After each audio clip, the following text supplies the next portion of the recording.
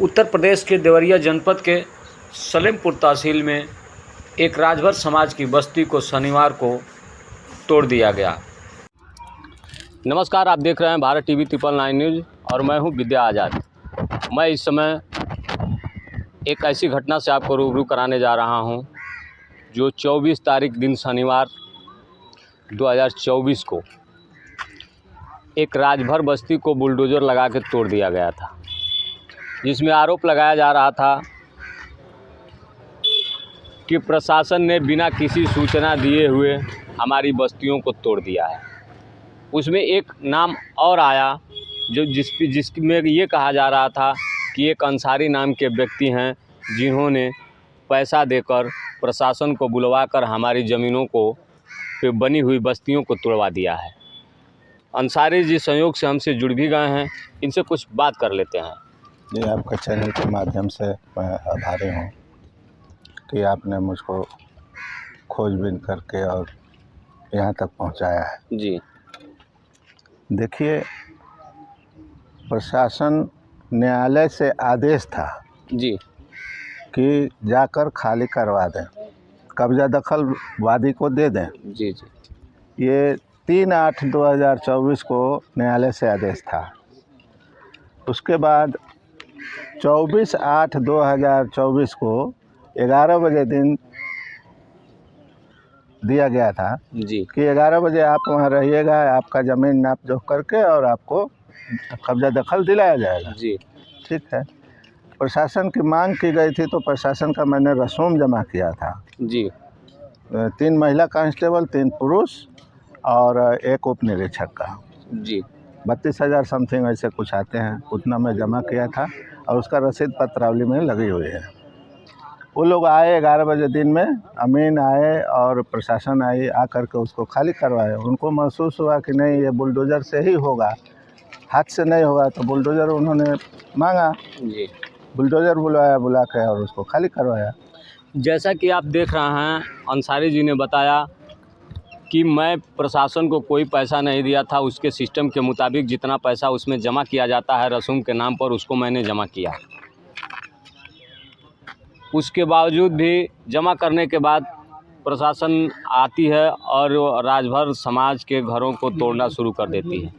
1 से 2 घंटे नहीं बीतते हैं कि राजनीतिक सरगर्मियां तेज़ हो जाती हैं।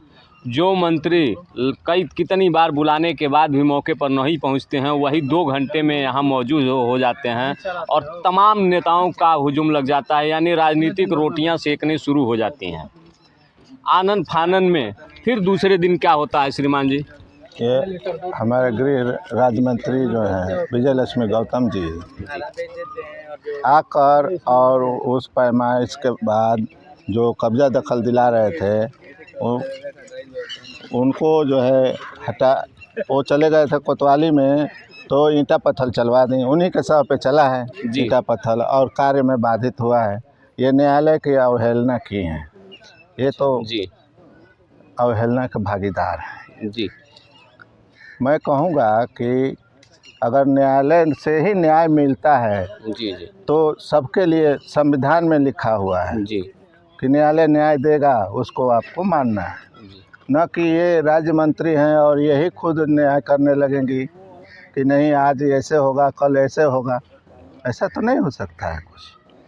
सर, उनका कहना था जैसे ये राजभर समाज के लोग वहाँ जो इकट्ठा हुए थे, जो उनका घर है जो बना के वो लोग रह रहे हैं, उनका ये कहना है कि यदि इनकी ज़मीन 14 नंबर में है तो हमारे 15 नंबर को क्यों तोड़ा गया? जी 14 नंबर ही तोड़ा गया है, प्रशासन ने 14 नंबर ही तोड़वाई है।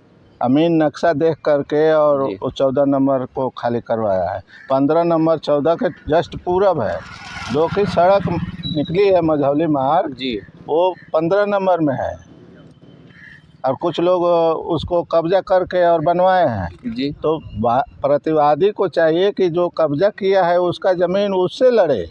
वो मेरे ज़मीन में आके 10 डिसमिल पूरा कर रहा है, उधर उन लोगों को, वो दबंग टाइप के लोग हैं, उनको छोड़ देता है और हमको कमज़ोर पा करके हमारे में आके घुसता है, वो घुस के बैठा हुआ है। आपके ऊपर कोई राजनीतिक दबाव भी बनाया जा रहा है? राजनीतिक दबाव तो बहुत आ रहे हैं कि आप वहाँ नहीं जाइए, है ना जी।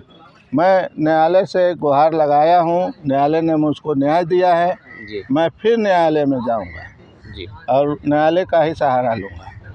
प्रशासन को ऐसे राजनीतिक दबाव से दबा दिया जा रहा है कि जी। प्रशासन क्या करे, परेशान हो गए। जिस दिन फिर दोबारा पैमाइश होती है, क्या आपको पैमाइश के दिन सूचित किया जाता है? नहीं, कोई सूचना नहीं है, बिना सूचना दिए ही पैमाइश पैमाइश हो करके जाती और है। ज़मीन उनको दे दी जाती हो है। जाती है। तो वह तो उस समय अपने वहाँ 1-2 दिन के बाद फिर वहाँ निर्माण कार्य भी शुरू कर दिए हैं। इस पे आप क्या कहेंगे? वो प्रशासन खड़ा होकर के निर्माण कार्य करवा रहे थे, जी फिर बाद में उसने ही उसको डिमोलिश करवा दी। 2-3 घंटे के बाद जी, जी। डिमोलिश आकर के करवा दी। जी मगर लेखपाल ने मापी करके और बताया है कि 14 नंबर ही डिमोलिश हुआ है, जी 15 नहीं। जी। 15-14 के जस्ट पूरब है, उसके बाद सड़क है। जैसा कि आप देख रहे हैं, श्रीमान जी ने सारी बातों को सच्चाई रखा सामने, दोनों पक्षों की। इसके पहले मैं राजभर समाज की बातों को भी आपको दिखा चुका हूं और इसी कड़ी में संजोग से श्रीमान जी भी हमसे जुड़ गए, सारी बातों को आपको बताया गया। फिर आगे मिलते हैं अगली खबर के साथ। बने रहें भारत टीवी 999 न्यूज़ के साथ।